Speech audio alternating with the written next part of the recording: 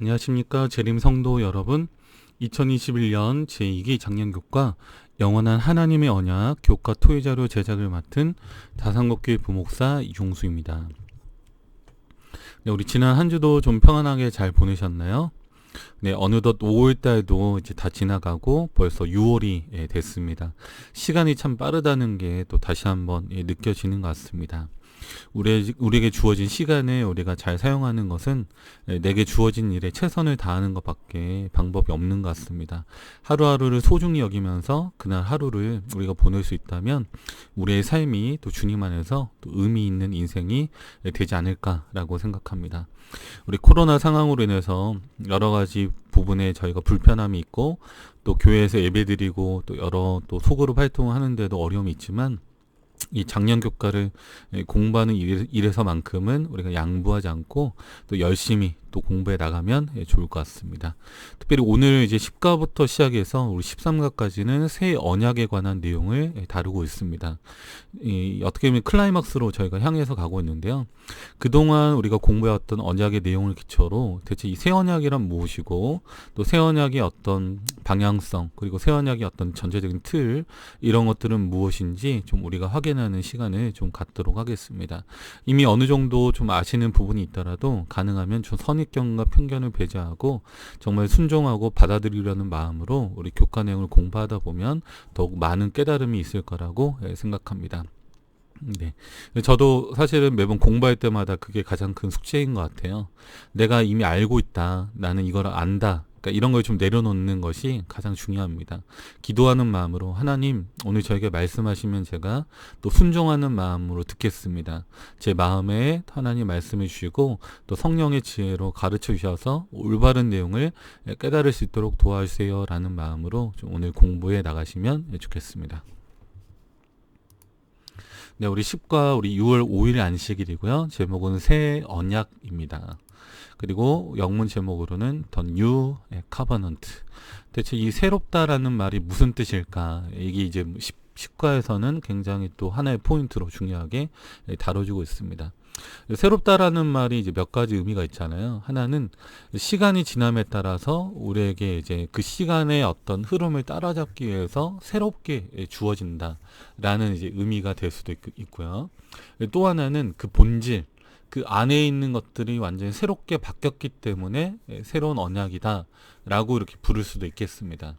근데 사실 이제 이 부분이 좀 우리의 어떤 기존 관념에 좀 충돌을 가져다 줄 수 있거든요. 그래서 대부분의 어떻게 보면 그 신앙을 하는 우리 개신교 우리 분들은 새로운 언약이라고 했을 때 대부분 뭐부터 먼저 생각하냐면 율법의 어떤 그 본질이 바뀌었다. 그러니까 구약에서 내세우는 모세 율법에서 이제 새 언약에서는 그리스도의 법으로 바뀌었기 때문에 예전 언약이죠. 옛 언약에서는 행위가 중심이 됐다면 새로운 언약에서는 믿음이 중심이 된다. 그렇기 때문에 구약은 행함이고 신약은 믿음이다라는 이분법적인 어떤 구조로 성경을 바라보려고 하는 경향이 아주 강합니다.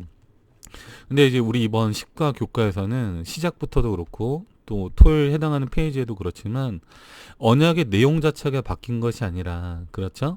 이미 하나님께서 그 언약의 내용은 구약이나 신약이나 동일하게 주셨고 하나님의 은혜에 기초한 언약이다. 그러니까 구약의 언약도 하나님의 은혜에 기초에 있고 신약의 언약 역시 하나님의 은혜에 기초에 있다라고 하는 것입니다. 그러니까 지금까지 구약까지 우리가 신해성 언약까지 살펴보면서 그러한 어떤 우리가 가지고 있었던 오해들, 잘못된 생각들, 편견들 이런 것들을 내려놓는 과정을 거쳤는데 막상 이제 10과에 들어와서 새 언약이라는 또 말이 나오니까 다시 또 함정에 빠지려고 하는 경향이 있다는 것입니다.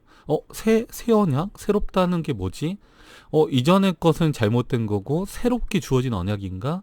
라는 함정에 빠질 수 있다는 것입니다. 그러니까 이걸 해결하는 것이 10가부터 13가 공부하는 데 있어서 굉장히 중요한 포인트가 되기 때문에 여러분 좀 가능하면 기존에 가졌던 편견, 생각들 또 우리가 일반 개신교에서 혹시 이렇게 신앙하시다 오신 분들이 있다면 특히나 이런 오해가 많습니다. 그래서 안식교회는 왜 다시 구약에 이미 지나간 그쵸? 이미 새 언약이 등장함으로 인해서 낡아버린 또는 쓸모 없어져 버린 구약의 율법을 여전히 들먹이고 또 안식일을 지켜야 된다고 말하는지 모르겠다. 이렇게 주장하시는 분들이 많기 때문에 좀 그런 부분들에 대해서 우리가 명확히 좀 이해하고 넘어가는 게 좋습니다. 그래서 어떻게 보면 국어하고 연결성이 없을 것 같지만 국어하고 딱 연결됩니다. 신해산 언약에 있어서 율법이 얼마나 중요한지, 그리고 그것이 하나님의 은혜에 기초한 언약이었다는 걸 우리가 확인했기 때문에 그런 연장선상에서 십가를 우리가 보아야 한다는 것입니다. 자, 먼저 우리 오른쪽에 있는 좀 그림을 주목해서 볼 텐데요. 여기 이제 그림에 보시면 우리 흑백으로 되어 있지만 딱 여러분들이 보시기에도 흑인입니다. 피부가 검은색으로 이제 묘사가 된 흑인이 가슴에 손을 얹고 무언가를 곰곰이 생각하는 듯한 모습으로 나타나 있습니다. 자, 이거는 이제 몇 가지 의미가 있을 수 있는데, 하나는 구태여 백인이나 어떤 다른 어떤 사람을 등장시키지 않고 흑인을 여기다가 그려놨다는 것은, 근데 하나님께서 인종과 상관없이 또는 연령과 상관없이 성별과 상관없이 모든 사람들에게 하나님의 구원을 약속해 주셨다는 것입니다. 즉 하나님의 언약의 대상은 모든 사람들을 대상으로 한다라고 하는 것입니다. 근데 신해산 언약도 이미 우리가 확인했잖아요. 모든 사람을 위한 언약이었습니다. 세계가 다 내게 속하였나니 라는 말씀으로 출애굽기 19장에서 그 언약의 어떤 체결 장면에서 말씀을 주셨고, 너희가 내게 대하여 제사장 나라가 되어서 세상의 모든 열방들을 하나님께 인도하는 역할을 해라 라고 했습니다. 그런데 이 하나님의 언약에 대해서 이스라엘 백성들은 그 언약을 철저하게 깨뜨렸죠. 먼저는 하나님과의 관계를 깨뜨렸습니다. 우상 숭배를 통해서 하나님만을 우리가 섬겨야 되는 그 창조주 신앙에서 벗어나서 우상들을 그들의 삶 속에 들여오는 실수를 했고요. 그 실패 가운데서 또 하나 범한 실패는 자기 민족만이 특별한 하나님의 사랑을 받는다는 선민 사상에 빠져서 하나님께서 의도하셨던 그 방향에서 완전히 벗어난 것입니다. 온 세계의 모든 나라들 그리고 민족들을 구원하기 원하셨던 하나님의 그 구원의 방향성에서 벗어났기 때문에 그 언약 자체가 문제가 있어서, 또는 하나님께 주신 그 율법 자체가 문제가 있어서 새로운 언약이 생긴 게 아니라 이스라엘 백성들이 하나님과 언약했던 그 내용을 지키지 않았기 때문에, 그 언약의 내용을 완전히 이해하지 못했기 때문에 빚어진 상황이라고 하는 것입니다. 그래서 여기 이제 어떻게 보면 이 그림에 나온 것처럼 다시 한번 모든 열방과 모든 민족에게 주어진 하나님의 언약임을 확인하면서, 특별히 과거의 시내산에서 돌비로 주어졌던 하나님의 명령, 율법에 대해서 이제는 우리 각 사람의 마음 가운데 그것을 강조하시고 심어주시는 하나님의 언약을 우리가 다시 한번 기억하자라고 하는 것입니다. 자, 돌비에 새겨진 언약, 이스라엘 백성들은 그것을 소유하려고 했습니다. 근데 소유하는 게 중요한 게 아니라 하나님과의 관계가 중요했던 것이죠. 우리가 그 언약을 가지고 있다가 중요한 게 아니라 그 언약을 지켜나가는 것이 중요한 것입니다. 그러니까 거기에 대한 것들을 우리의 마음속에 다시 한번 각인하자라고 하는 것입니다. 여기 이제 왼쪽에 좀 사진 보시면 그 예전에 나왔던 영화입니다. 라이언 일병 구하기의 첫 장면인데요. 여기 보면 그 나이 든 노인 한 분이, 그쵸? 어느 묘지에 와가지고 그 묘지를 바라보면서 경례를 탁 하고 있습니다. 그리고 온 가족들을 다 데려와서 이 어떤 묘지 앞에서 자신의 어떤 감사함, 자기가 살아난 것에 대한 감사함을 표현하고 있습니다. 우리 제2차 세계대전 때, 그쵸? 예, 우리 미국의 수많은 군인들이 여기 참전을 하게 됐는데, 이 라이언의 어떤 3명, 그 4명의 형제가 있었는데, 라이언의 위에 형들 3명이 다 이제 상륙작전에서 이제 거의 다 죽임을 당하고 이 라이언 일병 혼자 남은 것입니다. 그래서 아이젠하워 사령관이 이제 라이언 일병을 구출해 와라.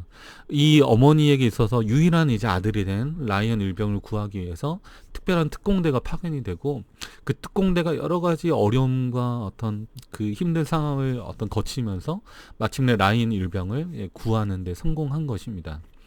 그랬을 때 라이언 일병이 시간이 많이 지나고 나서 자신의 이제 가족들이 형성이 됐잖아요. 처음에는 자기 한 명이었지만 이제는 자기 주변에 자신을 통해 형성된 가족들을 데리고 이 무덤 앞에 자신을 구해준 것에 대한, 자기를 어떻게 보면 살려준 것에 대한 감사를 표현하는 그런 장면입니다. 그래서 우리는 무언가를 기억한다라고 했을 때, 그렇죠? 누군가의 희생, 헌신에 대해서 감사하는 부분이 있다라고 하는 것입니다. 그리고 그 헌신과 희생의 삶을 바탕으로 나와 내 가족이 형성되었다는 사실을 잊으면 안 된다고 하는 것입니다. 우리가 지금 살아가는 것, 그리고 우리가 이렇게 정말 우리 가족들 그리고 우리 후손들을 만들어 나가는 이 모든 것들은 하나님의 사랑 안에서 비롯된 것이라는 것입니다. 그러니까 언약이라고 하는 자체가 우리가 생명의 어떤 보존 그리고 생명을 이어가는 것, 이런 모든 것들이 하나님의 언약의 기초에서 이루어지고 있고, 그 생육하고 번성하는 가운데 땅에 충만해서 하나님의 뜻을 나타내는 것이 언약의 기본적인 사상이기 때문에 우리는 매 순간순간마다 우리를 위해서 엄청난 희생을 해주신 예수님의 십자가의 사랑을 매 순간 기억해야 한다는 것입니다. 만약 이것을 잃어버린다면 우리는 어떻게 보면 너무 배은망덕하고 하나님의 사랑에 대한 기본적인 자세가 되어있지 않은 그리스도인이라고 할 수 있겠습니다. 그래서 오늘 우리의 마음에 새겨진 언약, 하나님의 희생과 헌신의 삶을 바라보기 때문에, 그분의 십자가 희생이 바탕이 되어 있기 때문에 우리의 마음에 새겨진, 우리의 마음에 각인돼 버린 그 새 언약에 대해서 오늘 함께 같이 한번 살펴보도록 하겠습니다. 네, 우리 먼저 부조와 선지자 3장에 보면 우리 아주 중요한 말씀이 있습니다. 여기 밑줄 친 부분을 같이 한번 보도록 하겠습니다. 하나님의 율법은 그분 자신만큼 신성하다. 이것은 그분의 뜻에 계시오 그분의 품성의 사본이며 하나님의 사랑과 지혜의 표현이다. 네. 자, 여기서 우리 다시 한번 이 개념을 좀 잡고 넘어가야 되겠습니다. 그렇죠? 인간이 타락하고 인간이 죄를 지었다는 것은 무엇입니까? 하나님의 율법을 순종하지 않은 것입니다. 그럼 하나님의 율법은 무엇이냐? 이미 인간이 창조된 순간부터 인간에게 주어진 것이라는 것입니다. 타락 후에 주어진 것이 아니라 아담과 하와에게 이미 주어진 것입니다. 비록 어떤 돌비로 새겨지거나 어떤 보이는 형태로 나타나지 않았지만 이미 인간의 마음 가운데 그것을 아담과 하와에게 주셨고 그것에 대해서 이해하고 있었다는 것입니다.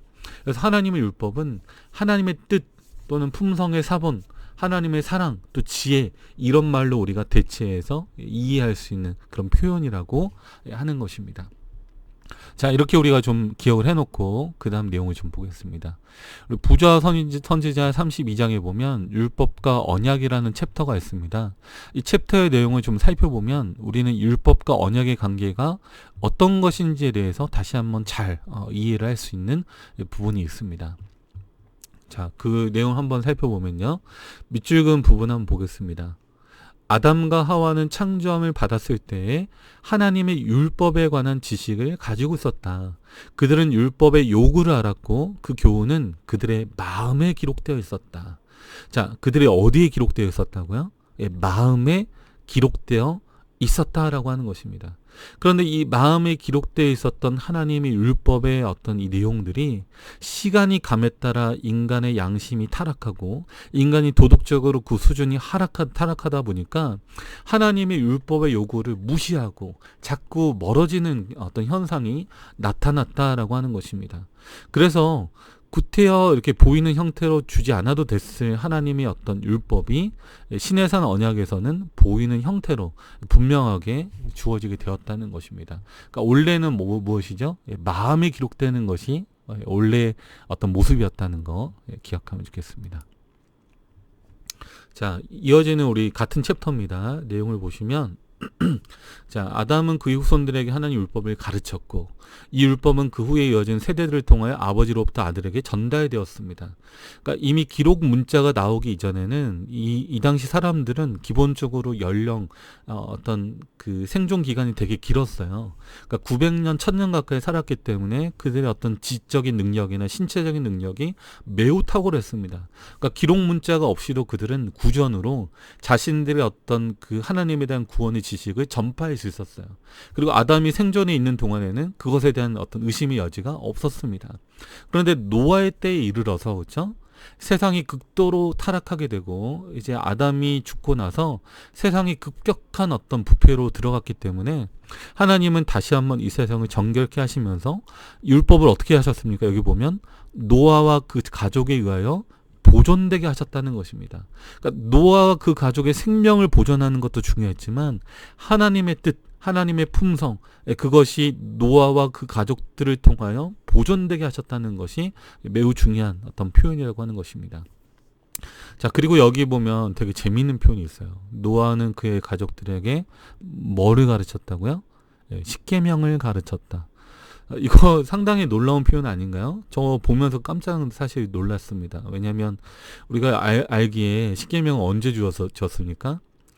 시내산에서 모세를 통해서 주어진 게 십계명인지 알았더니 이미 노아와 그의 어떤 가족들에 의해서 노아는 어떻게 해요? 이미 그것들을 십계명을 가르치고 있었다는 것입니다. 그러니까 기록된 문자의 형태로 주어지기 전에도 아담과 그의 후손들은 하나님의 계명에 대한 내용들을 분명히 알고 있었고 그것들을 이미 가르치고 있었다는 것입니다. 네. 그래서 이것들은 어떻게 보면 우리가 분명히 알아야 될 것은 하나님의 뜻이고 하나님의 언약의 어떤 가장 기본적인 베이스이기 때문에 이것에 대해서 우리가 더 이상 무시하거나 어떤 율법에 대한 잘못된 편견이나 잘못된 판단을 할 필요가 전혀 없다는 것입니다. 이미 아담과 하와에게 이미 마음에 새겨졌던 율법이에요. 그렇죠? 예, 그렇기 때문에 이 부분 좀 우리가 기억하시면 좋겠습니다. 자, 여호와께서는 그때에도 당신의 요구를 잘 잊어버리는 백성의 기억력에 당신의 교훈을 의탁하지 않으시고 그것을 어디에 기록하셨다? 돌비에 기록하셨다라고 되어 있습니다. 그러니까 뭐 때문에 돌비에 기록하신 것입니까? 당신의 요구를 잘 잊어버리는 백성의 기억력 때문에 그렇다는 것입니다. 순간순간 하나님의 뜻을 잊어버리고 잘 벗어나버리는, 하나님의 뜻을 이해하지 못하고 잘못된 방향으로 가는 이 연약한 백성들의 기억력 때문에 하나님께서는 그것을 기억하도록 하기 위해서 이 말씀들을 돌비에 기록하셨다라고 하는 것입니다. 네. 그래서 우리는 이 당시 신해상 언약에서 이제 돌비로 기록되는데 이제 새 언약에서는 다시 마음에 기록한다고 하니까 돌비에 기록된 것은 뭐다? 이제는 의미가 없고 마음에 기록된 이제는 구약에 있었던 그 신해상 언약에서 율법은 뭐예요? 더 이상 지킬 필요가 없는 것처럼 생각할 필요가 없다는 것입니다. 그렇죠? 우리가 이 내용들을 지금 좀 종합해 보면 아담과 하와의 마음속에서 이미 마음에 기록했었던 율법을 그들이 잘 잊어버리고 자꾸 잘못된 방향으로 가기 때문에 백성이 연약함 때문에 돌비에 새겨주신 것이지 그 돌비에 새겨주신 언약 자체가 행함으로 말미암는 것이거나 아니면 그들이 어떻게 보면은 그때는 지켰는데 이제는 새 언약 안에서는 필요가 없는 그런 형태의 율법이 아니라고 하는 것입니다. 그러니까 이 부분을 우리가 좀 마음 가운데 잘 새기면 좋을 것 같습니다. 자, 우리 기억절 이제 보겠습니다. 여호와의 말씀이니라 보라 날이 이르리니 내가 이스라엘 집과 유다 집에 새 언약을 맺으리라 라고 했습니다. 네. 여기 영문 표현으로 좀 보시면요. 네, Behold, the days are coming. 그 날들이 올 것이다. 내가 새로운 언약을 이스라엘의 집과 유다의 집에 세우리라 했습니다. The house of Israel and the house of Judah입니다. 그러니까 이 어떤 표현만 봐도 좀 재미있는 표현이 있어요. 왜냐하면 지금 에레미야 선지자가 활동했던 이 당시에 이미 북방 이스라엘은 뭐였죠? 멸망한 후입니다. 그러니까 남방 유다만이 남아있는 상황에서 하나님께서는 이스라엘 집과 유다 집이라고 말씀을 해주셨습니다. 그렇다면 이 내용은 무슨 뜻일까요? 네. 단순히 북방 이스라엘과 남방 유다를 언급하신 것이 아니라 야곱의 바뀐 이름인 이스라엘, 변화된 어떤 이스라엘, 그리고 하나님의 언약을 충실하게 따랐던 그 이스라엘의 집과, 그리고 유다는 무엇입니까?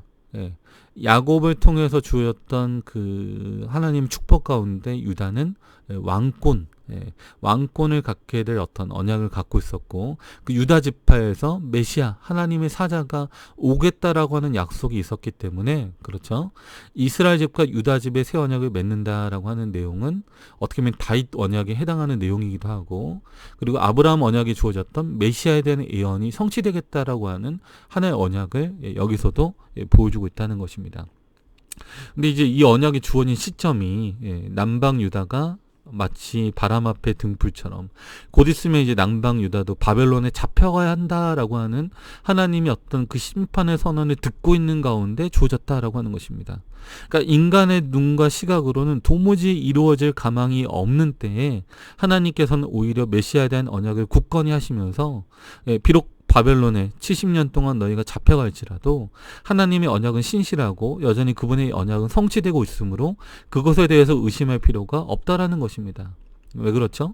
야곱에게 주어졌던 하나님의 언약을 성취하시고 이스라엘 백성들을 출애굽시키셨던 하나님께서 유다를 통해서 주어졌던 그 메시아에 대한 어떤 언약마저도 성취하실 거라는 것입니다. 그리고 하나님은 분명히 하나님의 아들을 이 땅에 보내셔서 십자가에서 그 언약을 성취하시고 우리를 구원하실 것이기 때문에 우리는 그 언약을 끝까지 믿고 나아가야 된다는 사실을 우리에게 보여주고 있다라고 하는 것입니다. 자, 우리 여기 좀 보겠습니다. 기억하라 라고 제가 좀 크게 써놨는데요. 잊어버리지 말아야 하는 것들에 대한 망각은 불행의 씨앗이 된다라고 하는 것입니다. 그래서 이스라엘 백성들은 자주 잊어버렸기 때문에 신명기서에서도 보면 다시 기억하라는 말이 정말 많이 나옵니다. 우리 가나안 땅에 들어가기 직전에 모세가 우리 보통 노파심이라고 하잖아요. 그러니까 걱정되는 마음에 이 백성을 향해서 정말 계속 강조합니다. 그러니까 출애굽기에 나왔던 십계명이 신명기 5장에 또 반복이 돼요. 그러면서 항상 덧붙이는 말을 기억하라. 너희가 애굽 땅에서 구원받았다는 사실을, 또 하나님께서 너희를 어떻게 인도하셨는지를 너희는 뭐하라? 기억하라. 신명기 마지막 부분의 28장부터 30장까지는 하나님의 언약에 대해서 다시 한번 또 강조하면서 모세가 어떻게 합니까? 또 기억하라 라고 합니다. 그러니까 신명기라는 책의 이름의 뜻 자체가 거기가 신자가 새로운 신자가 아니라 다시 신자입니다. 다시 명령하는 책, 이 의미가 신명기라는 책이기 때문에 이 기억하라라고 하는 하나님의 명령이 얼마나 소중한지 모릅니다. 그렇죠?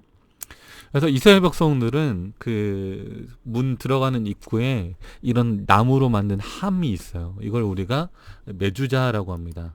이 안에는 이 하나님의 구약의 율법, 토라를 기록한 토라 두루마리가 이 안에 들어 있습니다.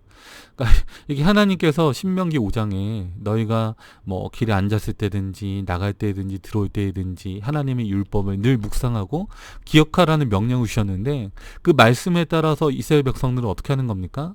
그대로 이렇게 실천을 해가지고 문 나가는 입구에다가 이 율법을 담은 함을 둔 것입니다. 자, 테필린이라고 해가지고요. 신명기 6장에 이제 나오는 이제 표현처럼, 그쵸? 그것을 내 손목에 메어 기호를 삼으며 네 미간에 붙여 표로 삼고, 이것을 또 그대로 옮깁니다. 손목에 메어서 기호를 삼고 미간에 붙여 표를 삼는 그거를 문자 그대로 준수하려고 노력했던 것들이 이제 유대인의 어떤 정신이었어요. 자, 그래서 여기 보면 이제 이제 정통 유대인이죠. 유대인이 어떻게 하고 있습니까? 테필린을 이제 착용하고 있는 모습입니다. 손목에 이제 줄로 칭칭 감아가지고 토라가 들어있는 그 이거를 이제 간직하고요. 이마에도 잘 보시면 율법이 들어있는 토라 상자, 율법 상자가 들어있는 것을 이마에도 붙여가고 있는 것을 볼 수 있습니다. 네. 그러니까 이게 사실은 이게 뜻하는 의미가 중요한 거죠. 우리의 사상과 우리의 행동에 하나님의 말씀이 늘 기초로 들어있어야 된다는 사실을 강조하신 것입니다. 그렇죠? 단순히 그냥 문자적으로 이걸 우리가 소유하고 있다고 해서 중요한 게 아니라 그것을 우리의 마음속에 기억하는 것이 중요한 것입니다. 근데 유대인들은 어떻게 한 것입니까?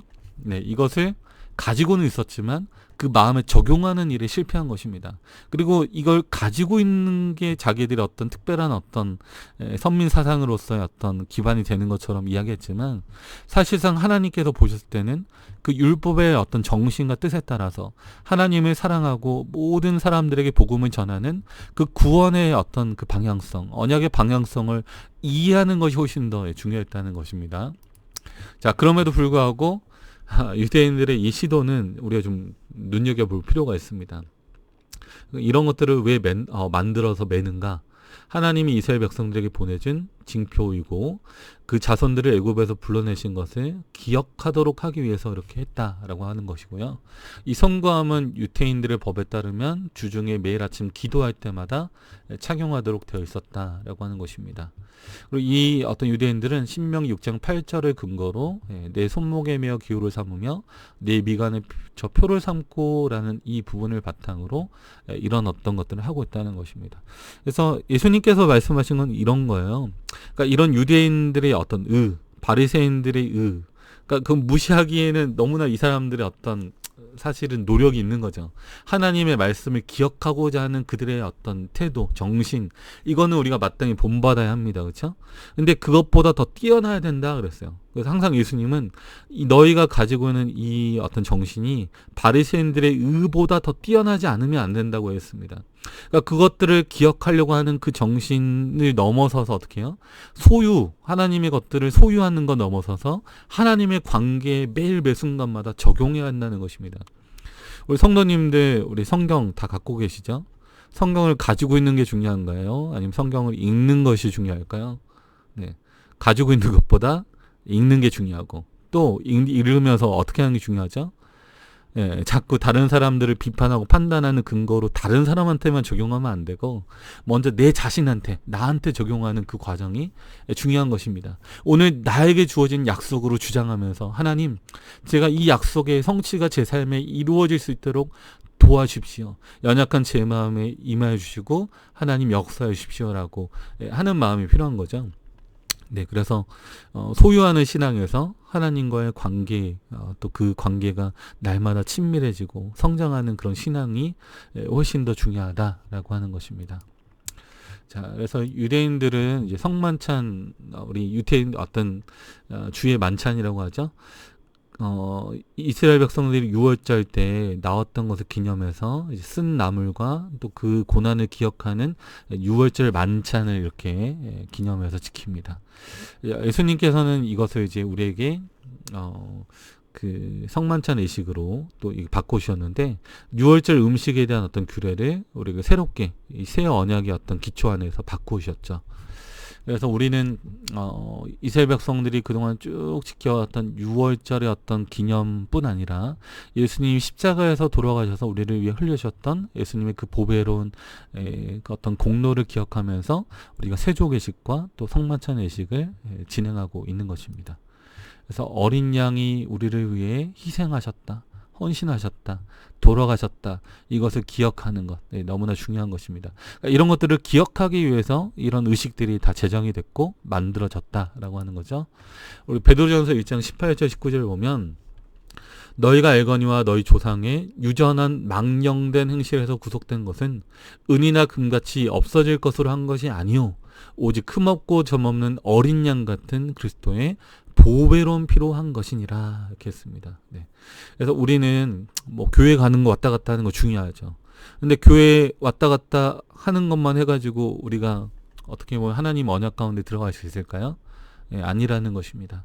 하나님의 그 구원을 통해서 베풀으신 그 놀라운 사랑을 우리가 기억하고 예수님이 십자가 은혜 안에서 우리가 날마다 그분의 사랑을 느끼고 경험하는 그런 삶이 될 때 그것이 가장 중요하다라고 하는 것입니다. 그래서 사실 좀 예배 드리러 가실 때 가능하면 30분 전에 미리 가셔가지고 좀 준비된 마음으로 예배에 참여하는 게 너무나 중요합니다. 그리고 정말 감사한 마음으로 또 겸손한 마음으로 주님의 사랑으로 구원받은 이 연약한 죄인이 이 자리에 왔습니다. 오늘도 저에게는 동일한 주님의 속죄와 어떤 주님의 그 구원의 어떤 사랑이 저에게는 필요합니다. 순간순간 잘 잊어버리는 제 마음 가운데 주님 말씀해 주시고 제가 그 말씀에 순종할 수 있도록 주님 도와주십시오라는 마음으로 우리가 하나님의 어떤 교회에 참여할 필요가 있고 또 매 예배에 우리가 그렇게 참여할 필요가 있겠습니다. 자, 우리 토요일 우리 해당하는 페이지 우리 아랫부분 좀 같이 한번 좀 보도록 하겠습니다. 몇 해 전 어느 잡지의 만화에 한 회사의 간부가 다른 간부들 앞에 서 있는 모습이 실렸다. 그러면서 밑줄 그은 부분입니다. 그는 합성세제 한 박스를 들고 다른 남녀들에게 보여주고 있었다. 그는 자랑스럽게 박스에 붉은색으로 커다랗게 새겨진 신제품이라는 글씨를 가리키고 있었는데 그의 행동은 그 상품이 새로워졌다는 사실을 암시하고 있는 듯이 보였다. 그런데 그 간부는 말하기를 박스에 새긴 신제품이라는 글씨를 새롭게 바꿨습니다. 라고 했다. 다시 말하면 내용물은 똑같고 단지 박스에 새겨진 신제품이라는 글씨체를 새롭게 바꾸었다는 말이었다. 네. 자, 여기 사실은 이 내용이요. 이거 무슨 말이야? 이게 뭘 말하라는 거지? 약간은 좀 싱거운 듯이 보이는 약간 스토리거든요. 야, 이거 좀 너무 싱거운 이야기 아닌가?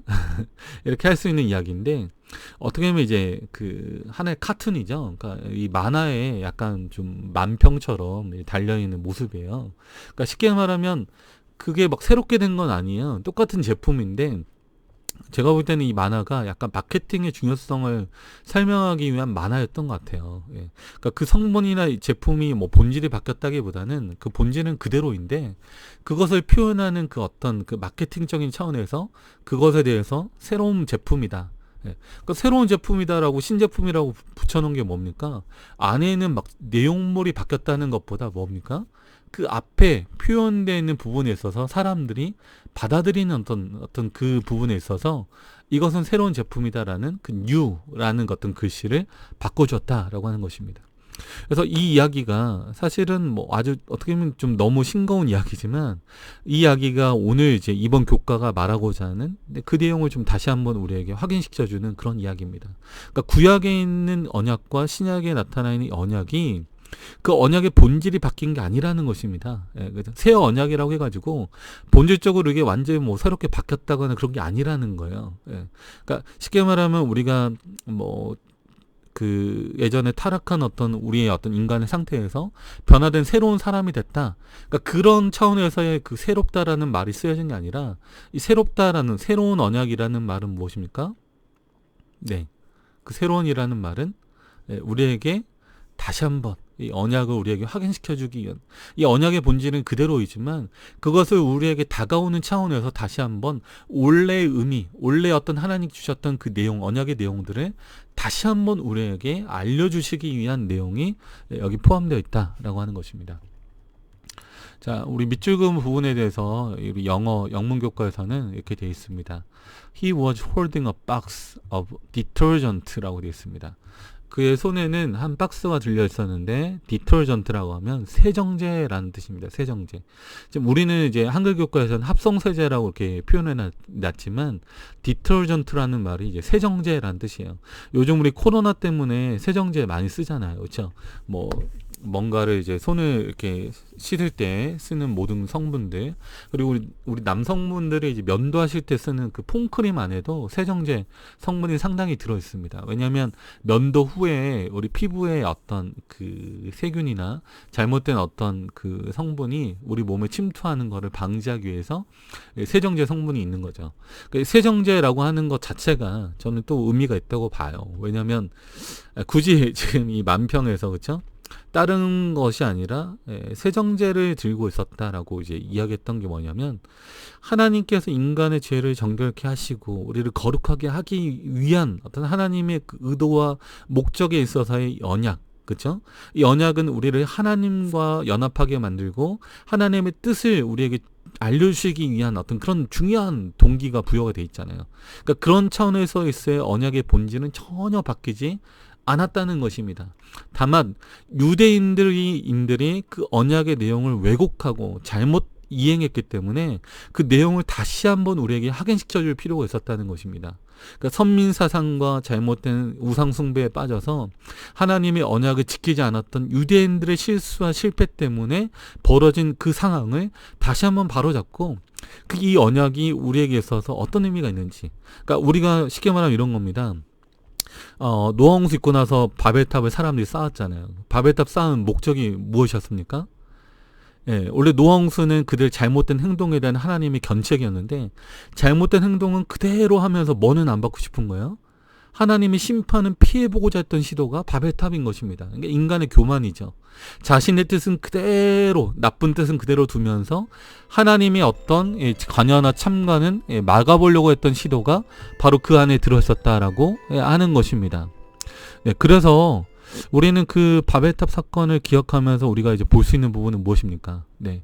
우리 인간에게 있어서 하나님의 뜻을 제시해주고 있는 하나님의 율법, 또 하나님의 언약, 이것을 우리의 마음속에 기억하는 거, 우리의 마음속에 새기는 거, 이게 너무나도 중요하다는 것이고, 유대인들은 그 일에 실패했기 때문에 그것에 대해서 조금 더 명확하게 우리에게 알려주기 위한 언약이 바로 새 언약이라고 할 수 있겠습니다. 자, 중간에 더 implication being이라고 이제 되어 있는데, 그쵸? 이 large red letters라서 이 붉은 글씨로 새롭다라고 쓰여진 것은, 즉 암시하고 있는 것 또는 함축하고 있는 것은 무엇이다? 그 제품이 새롭다, 새로워졌다라고 한다는 것입니다. 그래서 그 제품이 새롭다라는 것은 무엇이다? 그 글자가 뭐였다? 새롭게 바뀌었다라고 하는 것처럼 이 언약에 대해서 다시 한번 우리에게 다시 한번 제시하고 있는 부분이 있다라고 하는 것이죠. 그래서 뭐 세정제 우리가 일상생활에서 많이 쓰잖아요. 여러 환경에서 많이 사용하고 있습니다. 네. 성분은 다 똑같아요. 성분이 똑같은데 대신에 비율이 좀 상황에 따라 좀 다른 거죠. 네. 그래서 뭐 욕실에 쓰는 세정제, 주방에 쓰는 세정제 다 똑같이 에탄올 성분이 다 들어있습니다. 그러니까 그 에탄올 성분이 뭐 몇 프로로 돼 있냐. 이제 완전히 100%로 돼 있으면 너무 쉽게 증발하기 때문에 한 70% 정도로 이렇게 해가지고 다른 성분들을 첨가해서 이제 만들어서 사용하게 되는 거죠. 그 상황과 용도에 따라서. 네.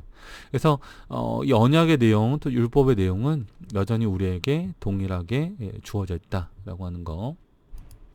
그래서 이것들은 정결케 하시는 하나님의 은혜를 우리에게 강조해 주고 있습니다. 우리의 삶을 깨끗하게 하시고 우리의 삶을 거룩하게 하시는 하나님의 은혜에 대해서 강조한다라고 하는 거죠.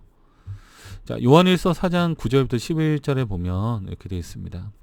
하나님의 사랑이 우리에게 이렇게 나타난 바 되었으니 하나님이 자기의 독생자를 세상에 보내심은 저로 말미암아 우리를 살리려 하심이라. 사랑은 여기 있으니 우리가 하나님을 사랑한 것이 아니요 오직 하나님이 우리를 사랑하사 우리 죄를 위하여 화목제로 그 아들을 보내셨음이니라. 사랑하는 자들아 하나님이 이같이 우리를 사랑하셨은즉 우리도 서로 사랑하는 것이 마땅하도다라고 했습니다. 그래서 요한일서에 보면 예수님의 제자 요한이 그 죄의 문제를 이렇게 다루면서 사랑은 여기 있다. 그 사랑은 무엇입니까? 우리를 그대로 내버려 두는 게 아니에요. 잘못된 부분이 있는데 그것을 수정하지 않고 그대로 방치해 놓는 게 아니라 우리가 하나님의 뜻대로 돌아오게 하는 것이 사랑의 가장 큰 표현이라고 하는 것입니다. 그러니까 사랑이라고 하는 게 무조건 너 잘못 그대로 하고 있는데 괜찮아라고 말하는 게 아니라 우리가 그 죄 때문에 죽어가고 있다면 그 죄의 문제를 해결하고 우리를 올바른 방향으로 돌이키게 하는 것이 하나님의 사랑이라는 것입니다. 그러니까 사랑은 여기 있으니 우리가 하나님을 사랑한 것이 아니고 우리 인간적인 이기적인 목적이나 이기적인 어떤 의도에서 그런 어떤 죄된 사랑이 아니라 하나님은 무엇입니까?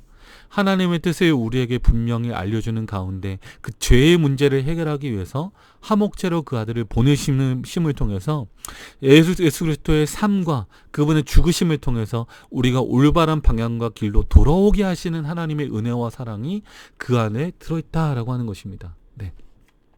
그래서 이것들을 이해하지 못하면 우리가 뭐 어떻게 하든지 상관없이 하나님은 그냥 우리를 사랑하셔. 물론 이제 맞는 말일 수 있지만 이게 상당히 오해의 소지가 있다고 하는 것입니다. 그래서 율법이라고 하는 것은 아까도 우리가 봤지만 하나님의 뜻의 사본이고 하나님의 품성의 사본입니다. 그러니까 그 율법을 우리가 거부감을 가지고 멀리한다는 것은 무엇입니까?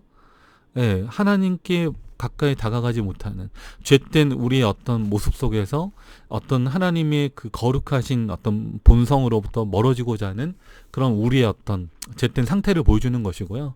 우리의 힘으로 그것이 불가능하기 때문에 하나님은 우리에게 예수 그리스도를 우리에게 주셔서 그분의 사랑과 그분의 헌신과 그분의 희생을 우리가 의지하는 가운데 하나님과 연합할 수 있도록 그분의 희생의 공로를 바탕으로 하나님께 나아갈 수 있도록 우리에게 그 길을 열어주셨다라고 하는 것입니다. 자, 그래서 이제 그 밑줄 친 왼쪽에 이제 부분 보면요. 새 언약의 기초와 우리를 향한 언약의 기본적인 소망과 언약의 조건은 옛 언약에서 발견되는 것과 뭐하다?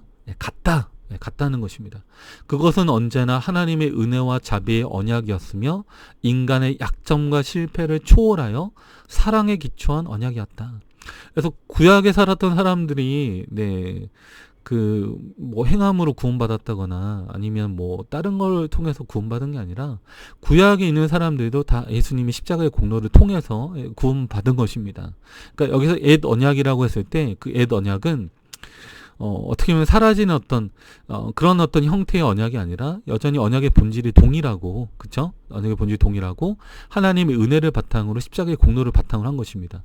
동물 제사를 드렸다고 해서 그것이 하나님의 어떤 십자가의 공로를 그 그 믿지 않고 자신의 행함을 통해 얻은 게 아니라 여전히 그들은 가인의 제사가 아니라 아벨의 제사가 우리가 인정받은 것처럼 예수님이 십자가 희생의 공로를 의지하는 그 믿음으로 드렸던 어떤 그 언약의 바탕 위에서 그들이 구원받는 것처럼, 그렇죠? 예, 우리도 모든 인간의 약점과 실패를 초월해서 하나님의 사랑에 기초한 언약이 구약과 신약이 동일하게 우리에게 주어져 있다라고 하는 것입니다. 그러니까 이것의 어떤 포인트, 전제 이런 것들을 확인하는 좀 시간이 되면 좋겠습니다. 자, 여기 보면 우리 영문교과에서는요, 우리 왼쪽 밑줄친 부분에 대해서 It has always been a covenant of God's grace and mercy. 하나님의 은혜와 자비의 기초에 있는 그런 언약이라는 거죠. A covenant based on a love that transcend human foibles and defeats라고 있습니다. 인간의 모든 약점과 실패를 초월하는, transcend 하면 초월한다라는 뜻입니다. 그것들을 초월하는 하나님의 사랑으로 주어진 것이다 라고 이렇게 했습니다. 만약 너가 그것을 지킬 힘이 없다면, 너가 그걸 할 힘이 없다면 나한테 의지해라. 내가 그것들을 할 수 있는 힘을 줄 것이고, 내가 너희를 끝까지 이끌고 갈 것이고, 너희를 끝까지 포기하지 않을 것이다 라고 하는 하나님의 사랑의 언약의 기초에서 이 하나님의 모든 언약은 주어지고 있다 라고 하는 것입니다. 우리 이 언약에 어떤 들어있는 놀라운 하나님의 사랑을 우리 다시 한번 확인하게 되는 시간이 되면 좋겠습니다. 자, 우리 그 다음에 이제 TMI 위로 이제 부분인데요. 우리 두 가지 질문을 제가 좀 선택해서 보도록 하겠습니다. 첫 번째 질문은 우리 1번 질문인데요. 예전에 가지고 있던 것보다 더 좋은 새 제품을 구매한 경험이 있습니까? 입니다. 우리 성도님들 이제 새 제품 살 때 다 기분 좋으시죠, 그렇죠? 예. 근데 우리가 이제 전자제품 같은 경우에, 그렇죠? 이제 용도는 똑같은데, 뭐 선풍기면 용도는 똑같아요. 근데 새로운 제품을 구매하면 어떻습니까? 뭔가 새 제품 사면 또 기분이 좋잖아요. 그리고 예전 거 이제 쓰다 보면 조금씩 낡아가지고, 그쵸? 조금 이제 성능이 떨어진다 싶을 때, 또는 고장이 난다 싶을 때 우리가 새로운 제품을 구매를 하게 되는 것입니다. 자, 여기 이제 보면 휴대폰이 있는데, 우리 휴대폰 많이 구매하시잖아요. 근데 요즘 저도 이제 예를 들어서 좀 한 2년, 3년 사용하다 보면, 또 새로운 휴대폰을 또 구매해야 되는 상황이 생기고, 선택을 합니다. 근데 휴대폰을 구매할 때도 어떻습니까? 휴대폰의 본질은 휴대성과 원활한 소통입니다. 이게 안 되면 아무 소용이 없는 거죠.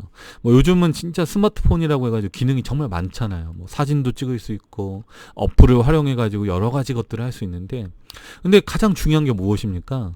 결국 휴대성, 잘 들고 다닐 수 있고 원활한 소통, 커뮤니케이션이, 통합 품질이 이제 보장이 되어서 연결이 돼 있느냐라고 하는 거죠.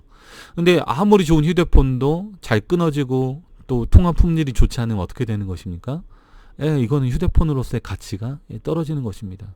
그러니까 언약의 본질은 하나님과의 관계에 있습니다. 관계. 하나님과의 관계를 보다 원활하게, 보다 소통이 잘 될 수 있도록 만들어주는 게 언약에 있어서는 가장 중요하다라고 하는 것입니다.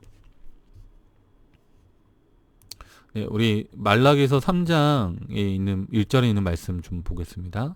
만군의 여호와가 이르노라, 보라 내가 내 사자를 보내리니 그가 내 앞에서 길을 예비할 것이요 또 너희의 구하는 바 주가 호련히 그 전에 임하리니 곧 너희의 사모하는 바 언약의 사자가 임할 것이라. 이 사자라고 하는 것은 언약의 이제 메신저죠. 하나님의 뜻을 우리에게 전달하는 그런 역할을 할 사람들입니다.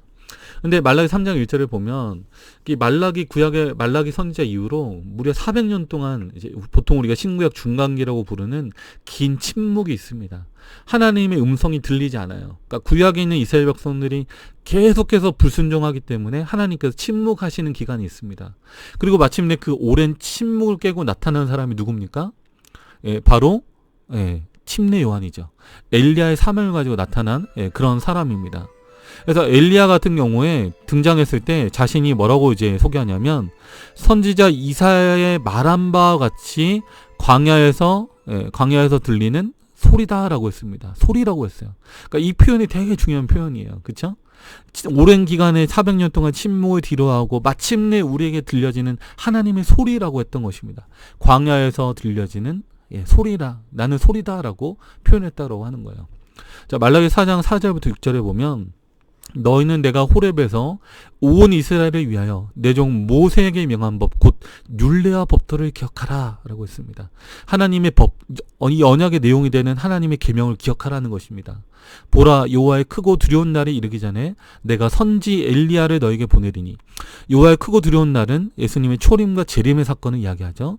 예수님의 초림 직전에 침례요한이 왔었고, 재림 직전에서는 이제 마지막 남은 무리인 제7일 안식일 예수 재림교회, 이 하나님의 성도들이 하나님의 언약의 사저로서 그 역할을 해야 될 그런 큰 사명을 우리가 가지고 있습니다.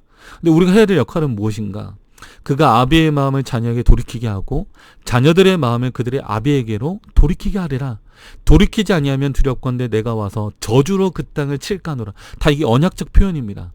그러니까 하나님과 우리가 맺어졌던 창조주 하나님과 피조물이 된 우리가 그 언약의 내용을 기억하고 그 관계가 다시 회복할 수 있도록 하는 것이 이 언약의 성취에 있어서 굉장히 중요한 부분이고, 이 언약의 사자로서 우리는 그 역할과 책임을 다해야 한다는 것입니다.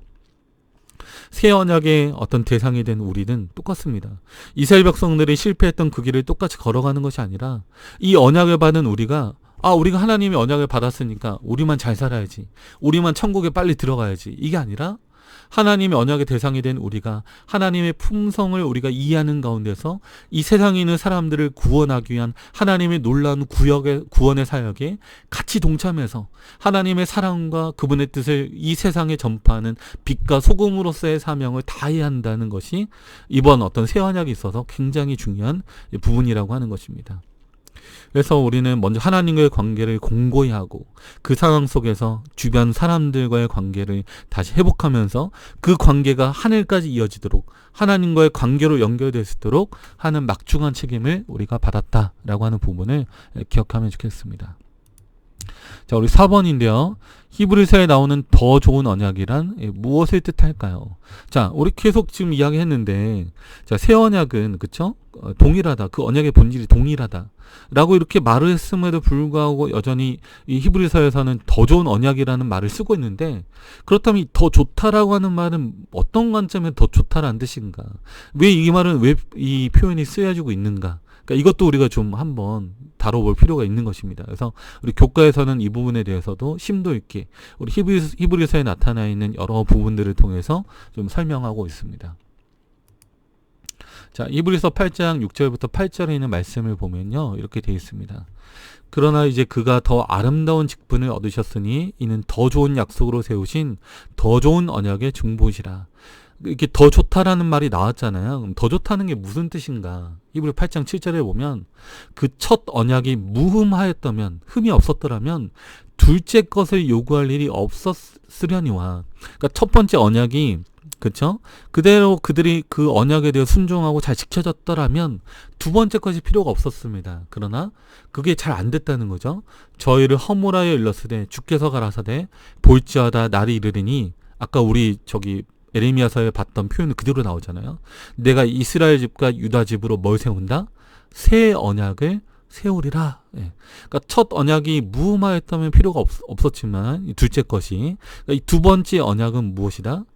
그들이 첫 번째 언약에 대해서 그들이 언약을 순종하거나 준수하지 않았기 때문에 하나님께서 새로운 언약을 주셨다는 것입니다.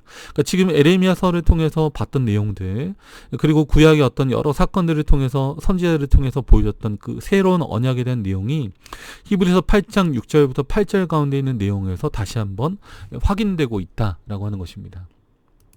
그래서 이 새로운 언약은 어떤 부분에 있어서 우리에게 도움이 되는가? 예수님의 순종이 기반이 된 새 언약입니다. 그분의 삶 전체가 우리에게 헌신과 봉사, 순종의 모본으로 이제 우리에게 주어져 있는 것입니다. 그러니까 어떤 부분에서 더 좋은가, 더 유리한가, 무엇입니까? 그러니까 구약에 있는 수많은 사람들이 동물 제사를 드리고 어린 양 희생을 통해서 예수님이 십자가에서 우리를 위해 돌아가시는구나, 이걸 봤습니다. 그러나 더 좋은 것은 무엇입니까? 예수님이 십자가에 죽으신 뿐만 아니라 이 땅에 오셔서 예수님이 살아가신 모든 삶의 모습과 그분의 가르침에 대해서 이제 우리가 분명히 더 잘 이해하게 되었다는 것입니다. 예수님의 이러한 순종이 기반이 된 새 언약이에요. 어떤 일회성, 이벤트성의 어떤 하나의 행동일 뿐만 아니라 십자가의 어떤 그 모습이요, 그분의 삶 전체, 그분이 이 땅에 태어나시고 성장하시고 자라가는 모든 삶 속에서 하나님과 연합된 삶이란 무엇인가에 대해서 우리에게 분명히 보여주시고 알려주신 새로운 언약. 그래서 우리가 성경의 복음서를 볼 때마다 하나님과 연합한다는 거, 하나님과 함께한다는 것이 무슨 의미인지, 그러니까 그 부분에 대한 교훈들을 예수님께서는 우리에게 말씀해 주셨기 때문에 그분의 삶 전체가 우리에게 이제 온 것입니다. 그래서 우리는 그분의 삶 전체를 보면서 헌신과 봉사, 순종의 모습을 살펴보면서 구약의 이스라엘이 실패했던 바로 그 지점에서 예수님의 순종을 우리가 바탕으로 다시 한번 하나님과의 언약을 회복하게 되는 그 놀라운 과정이 우리에게 주어져 있다라고 하는 것입니다. 그래서 히브리서 12장, 우리 8장부터 쭉 이어진 내용을 바탕으로 히브리서 11장에는 믿음으로 사는 삶이 무엇인가, 믿음으로 노아는, 믿음으로 아담은, 믿음으로 아브라함은, 그러니까 믿음의 삶에 대해 보여주면서 결론 부분입니다. 12장 1절부터 3절인데 이렇게 되어 있어요. 이러므로 우리에게 구름같이 둘러싼 허다한 증인들이 있으니 모든 무거운 것과 얽매기 쉬운 죄를 벗어버리고 인내로서 우리 앞에 당한 경주를 경주하며 12장 2절입니다. 믿음의 주요 또 온전케 하시는 이인 예수를 바라보자. 저는 그 앞에 있는 즐거움을 위하여 십자가를 참으사 부끄러움을 개의치 아니하시더니 하나님 보좌 우편에 앉으셨느니라. 너희가 피곤하여 낙심치 않기 위하여 죄인들의 이같이 자기에게 거역한 일을 참으신 자를 생각하라. 우리 여러분, 그래서 우리 이 언약은 하나의 어떤 장거리 긴 마라톤과 같습니다. 우리의 삶이 끝날 때까지 하나님께 우리가 드려야 되는 이 충성, 또 성실, 이런 것들이 포함되어 있는 하나의 어떤 언약적 삶이 우리에게 요구된다라고 하는 것입니다. 그래서 언약적 관계는 일회성이 아니에요. 그러니까 우리가 예수님 십자가를 바라보고 주님, 제가 십자가 믿습니다. 이 언약 제가 다 지키겠습니다. 그거 말한다고 끝나는 게 아닙니다. 앞으로의 삶 속에서 그 언약이 증명돼야 되는 거예요. 이해되시나요? 이스라엘 백성들이 시내산에서 다 지키겠다고 했어요. 저 이거 언약 지키겠습니다. 언약 체결했습니다. 근데 언약 체결했다고 끝났나요? 아닙니다. 언약적 삶이 있는 거예요. 그렇기 때문에 언약의 내용으로서 율법이 주어진 것입니다. 그러니까 말로만 저희 언약 지키겠습니다. 하나님, 저 하나님과 함께 하겠습니다. 이게 끝나는 게 아니에요. 그들의 삶으로 그것이 증명돼야 하는 것입니다. 우리가 안식일날 가가지고 예배 드린다고, 예배 때 하나님 만났다고 끝나는 것인가요? 아닙니다. 한 주간의 삶을 통해서 하나님과의 언약적 삶이 사라질 때, 그분과의 언약적 삶을 우리가 동행하면서 이루어질 때, 그것이 하나님이 바라시는 그 언약적 그 삶의 모습이라는 것입니다. 더 좋은 언약이란 무엇입니까? 예수 그리스도의 순종이 기반이 되어서 믿음의 주여 또 온전케 하시는 이 누구를 바라보자? 예수를 바라보자 라고 하는 것입니다. 구약의 믿음의 선진들이 그들의 어떤 삶의 여러 가지 모습들을 통해서 때로는 넘어지고 실패하고 실수하고 넘어졌지만 그들의 믿음으로 다시 일어나고 하나님이 언약을 바탕으로 승리했던 것처럼 오늘 우리의 삶 가운데서도 다시 한번 우리를 일으켜 세워주시고 말씀하시는 하나님의 언약 안으로 우리가 들어가자라고 하는 것입니다. 그 앞에는 즐거움을 위하여 십자가를 참으사 부끄러움을 개의치 아니하시는 그 예수 그리스도의 놀라운 승리의 모습을 우리의 승리로 발판 삼아서 우리도 그 언약 안에서 승리하는 그런 백성이 되자라고 하는 것입니다. 이 마지막 때에 언약의 사저로서 선택받는 우리는 특별히 이 언약적 삶을 살아가면서 하나님의 말씀을 또 하나님의 뜻을 세상 가운데 전파하고 나타내는 우리 성도들이 되었으면 좋겠습니다. 그래서 우리 모두가 어떤 우리 언약적인 어떤 일회성 이벤트인 언약이 아니라 삶을 통해서 그 언약이 증명되어지고 그 언약이 성취되어지는 그 놀라운 어떤 그 경험들이 우리 삶 가운데 있기를 바라면서 오늘 교과 내용 마치도록 하겠습니다. 감사합니다.